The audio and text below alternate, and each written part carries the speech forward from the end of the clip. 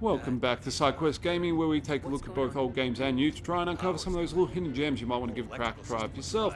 Today we're doing the weekly wrap-up, where we take a look at some of those first impressions that we've looked at throughout the week. Let's dive on in with The Long Dark. The Long Dark is one of the most unique survival games ever made, set in the frozen wilderness in Canada after a geomagnetic disaster. It's not about fighting zombies or mutants, but about battling the cold, hunger, wildlife, and your own mistakes. Mechanically, the game leans heavily into realism, tracking calories, monitoring body temperature, and managing limited supplies. There's no hand-holding. Every choice carries weight, from where to light a fire, whether it's worth braving a snowstorm for supplies. The art style is minimalistic, but very evocative. It uses bold colors and brushstrokes, textures to create a world that feels lonely, yet beautiful. Sound design, blizzard winds, crackling ice, and the distant howl of wolves amplifies the tension and immersion. The story is really cool. There's a really cool narrative underpinning the relationship between the main character and his estranged wife, and in terms of enjoyment, it's both punishing and rewarding. Survival feels genuinely earned. Value for money is excellent, especially given both the sandbox survival mode and the episodic story mode included. If you're after a slow, thoughtful, and brutal survival experience, The Long Dark is one of the best.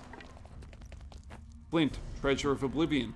Flint, Treasure of Oblivion is a tactical RPG with a swashbuckling twist. Instead of knights and dragons, you're commanding a ragtag crew of pirates on a treasure hunt filled with intrigue and betrayal. The mechanics borrow from classics like XCOM and Divinity Original Sin, turn-based tactics battles, ability synergies, and environmental interactions, but layered with a dice system that makes every fight feel a bit like a tabletop RPG session. Visually, the game uses cel-shaded comic book aesthetics to give it flair and personality. The comic book style of storytelling is really stand out here. It's really well done and it's really cool. Storyboards and illustrated cutscenes reinforce that pulp adventure vibe in a really cool way. The sound design backs this up with rousing sea shanties and tense battle music, and even though there's really good voice acting, that's a little bit hit and miss sometimes. As for enjoyment, it's slow burn but deeply satisfying for tactical fans. There's strategy in both combat and how you manage your crew's personalities and resources. However, it is somewhat janky in its implementation. It is not immediately obvious to the player how to do certain things, and it does take a moment to kind of get a hang on how the mechanics operate. And I believe this difficulty curve kind of bounces quite a few players off. So if you kind of stick with it and give it a proper go, it might be one that is up your alley, particularly if you're into RPGs and you're a big fan of the pirate era like me. But be aware that there are a few things that feel a bit hard to get your head around that can kind of pull you out of the suspension of disbelief. If you're willing to go with it, it might be worth one to look at. Grind Survivors. Grind Survivors fits neatly into the survivor-like boom made popular by Vampire Survivors. You mow down endless waves of monsters, leveling up constantly, and unlocking increasingly ridiculous weapons. Mechanically, it's a game about exponential power. You start weak, but as minutes pass, you turn into a walking arsenal, juggling upgrades and deciding how to evolve your build. The art style is retro, pixel, clean and readable, yet with chaotic and colourful effects. The sound is pure arcade, satisfying pops and crunches as enemies fall, paired with an upbeat looping track. The enjoyment factor is sky high in short bursts. It's addictive, mindless fun, the kind of game where one more run becomes 10, but value for money is really whether or not you get into that kind of replayability side of the Survivors like. It's quite cool, it's quite well put together, and it's got some unique things it plays with, but really it's kind of only one for you if you are into the Survivors likes. Titanfall 2.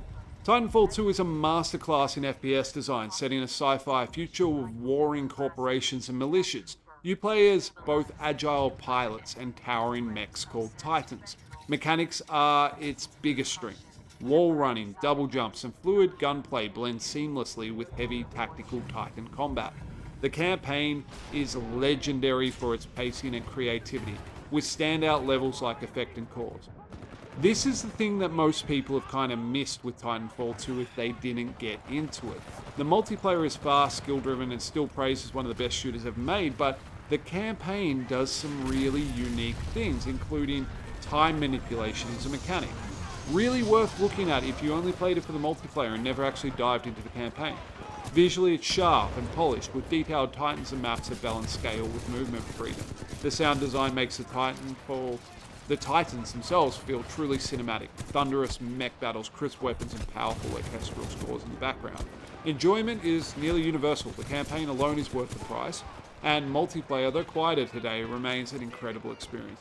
Value-wise, it's one of the best shooters you can buy, often on sale for quite cheap, possibly worth full price if you're into this kind of game. Lionheart, Legacy of the Crusader.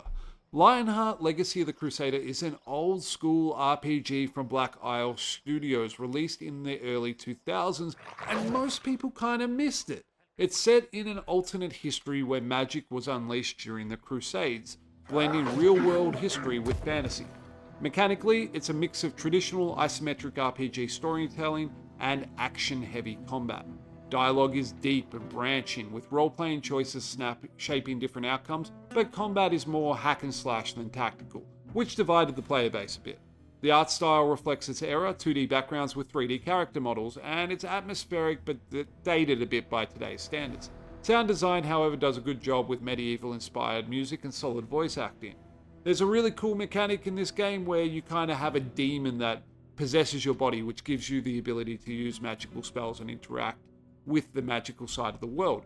As for enjoyment, it is a mixed bag, but if you are a fan of old school RPG writing, you will love the alternate history setting. The combat may be frustrating, but if you like the Black Isle games, if you like the old school CRPGs, this is one of those ones that just went under everyone's radar, and it's definitely worth a look, and you can find it in various places online really cheap. So worth a look at if you're a fan of any of the old school RPGs. Fight Life Vanguard. Fight Life Vanguard is a tactical, strategic turn-based mercenary company management game, where you have a little squad of dudes that you upgrade and strive to reclaim harmony in a world on the brink of Oblivion. The art style is kind of pixelated and retro, but really readable and clean and well done. The combat is mechanically satisfying. There are some very cool skills and builds that you can put together to kind of drive the different scenarios that you come across. It is quite linear in its storytelling, with not a large amount of different options in terms of the RPG elements, but it will be interesting to see how that comes together as the game reaches towards its final release in the first quarter of 2026. A lot of the enjoyability of this game will depend on how much content they add in terms of non-linear pathways for the story versus how much you find the tactical turn-based combat enjoyable. Definitely one worth keeping an eye on. The link will be below. Anyway, that's been the weekly wrap-up. This has been SideQuest Gaming. If you're enjoying the content, please consider liking and subscribing. It really helps out the channel. I really appreciate it. If you have any thoughts, feelings, or ideas of videos of games I should look at or videos I should put together, please leave them in the comments below. I really appreciate your thoughts. As always, have an amazing day, and I'll catch you in the next one. Bye.